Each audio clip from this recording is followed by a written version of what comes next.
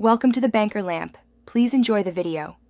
In this video, I will explain how to replace your Ford Explorer key fob battery. First, you will need to identify the specific battery type for your key fob. Many models use a CR2450 coin cell battery. You will also need a small flathead screwdriver or a coin. Having these items ready will make the replacement process smooth and efficient. This simple DIY task can save you time and a trip to the dealership, taking only a few minutes to complete. To begin, locate the small button on the side or back of your key fob and press it to release the emergency key. Once the emergency key is removed, you will see a small slot or notch inside the opening. Carefully insert the tip of your small flathead screwdriver or a coin into this slot. With a gentle twisting motion, you can pry apart the two halves of the key fob casing, revealing the internal components.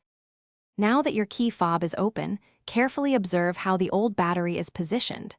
Typically, the positive side, marked with a plus sign, faces upwards. Use your small flathead screwdriver to gently lift and remove the old CR2450 battery from its compartment. Take your new CR2450 battery and insert it, making sure the positive side is facing up, just like the old one. Press it firmly into place to ensure it is secure. With the new battery in place, carefully align the two halves of your key fob casing. Gently press them together until you hear and feel them snap securely into position. Next, slide the emergency key back into its slot until it clicks firmly. Finally, test your key fob by attempting to lock and unlock your Ford Explorer. There is no need for reprogramming. Your key fob should now function perfectly with its fresh power source.